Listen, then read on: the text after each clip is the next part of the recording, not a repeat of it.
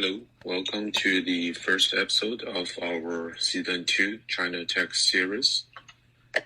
So in this first episode, I will take you a tour around the web novel industry in China, which is a pretty unique sub-industry in the tech that China and other East Asian countries are specifically enthusiastic about. So I will just go through the bullet items here on the show notes, and the link to the show notes will be posted later with the episode on all the platforms. If you have any questions, feel free to leave a message under the episode, or you can direct message me on the calling app or the other platforms. So what is web novel? So a typical reader of web novel, especially in China, can be anyone from the age of, let's say, 15, teenager, to people in their 40s or 50s. But the majority of readers will be around the age of 20s or 30s. And the typical consumption of web novel is around a few thousand words a day, assuming the reader follows one or two novels regularly every day. And usually the writers of these web novels, they will publish somewhere between 2,000 to 8,000 words every day, or at least twice or three times a week. So who is the major player in this web novel industry in China? So it all started in 2002 when a web novel website was founded called Qidian in Chinese, which means the starting point. And it was acquired by a entertainment/gaming group called Shenda, which means I think great in Chinese. So this gaming group, their most famous project is that they were the first Chinese company to run the World of Warcraft for Activision Blizzard when it just arrived in China. So through that collaboration with Blizzard, the gaming group Shenda, they made a lot of money. Hence, they want to also expand into other branches of entertainment industry, for example, the web novel industry. Just a quick go through of the Blizzard his story. So basically, they broke with Shenda, and now the World of Warcraft was run by another company called NetEase. So Shenda began their rapid decline as a company. Also in 2015, they sold their web novel division, including the Qidian website, to Tencent, which is basically the largest gaming and entertainment company in China right now. So Tencent, it's really hard to find a similar company in United States or other countries to compare to Tencent, because they basically do everything relatively well. They do TV shows, movies, games, plus their original business, which is social media and messaging apps like the WeChat and QQs. So just to give you some numbers, have this number from about 2 years ago, said the whole web novel industry now in China is about $2.5 billion. And then the Tencent's online publishing unit, which is mostly the web novel division, this is number in 2017. So their profit is about $32 million US, and their monthly active users is 192 million monthly active users. So you can see this is a pretty significant industry, despite its pretty, I would say, low tech, because it's all text without any like images, audios, or videos. So next I will talk about 4 points. The first one will be the experience as a reader. And I'm actually a pretty active reader of web novels on these Chinese websites. I would say the user interface and experience stay relatively the same from the early 2000s to the early 2010s. It's basically just slightly upgraded its visual style from a Web 1 era to Web 2, so slightly better visual design.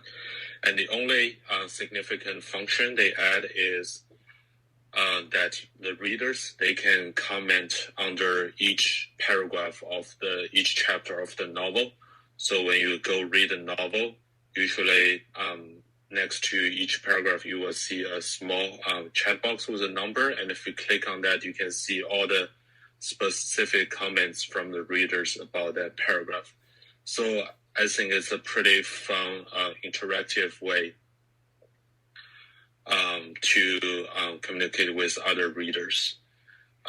It'll be interesting to see something similar that would happen maybe on podcast apps.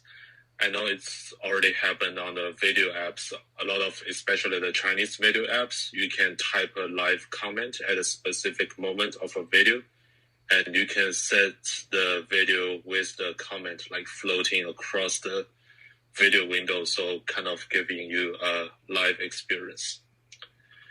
Second point is experience as a writer. So usually these novel websites, they provide you a online writing console. I tried the one on the Qidian website for 2 weeks, just for fun and for research purpose. And I would say it's basically a very simplified version of Google Docs. So it has auto-saving functions, but pretty much you can't even change the size or color of your text. So it just basically black text over white paper, and just one single text box where you are typing or copy and paste your novel there for each chapter. This minimum look, I think it can help most of the writers really just focus on the writing part. And on the writer console on these websites, they also provide you free and paid online writing courses. And since I just mentioned that nowadays, the biggest and most of these web novel websites in China are owned by Tencent. So a lot of these courses are run through the platform of WeChat, where you register and you'll go to a live stream or links within the WeChat platform. And the third one is how do the companies make money? So currently their revenue model is like this. So usually when a writer is writing a novel, the target volume is probably around at least like 1 million words, usually around like 2 or 3 million words in total for a novel. And the first 1,000 words is usually free and completely open to the public, so anyone can just read it as a trial. And then after the first 100,000 words, the price is pretty consistent over all novels, whether you are a famous writer or not.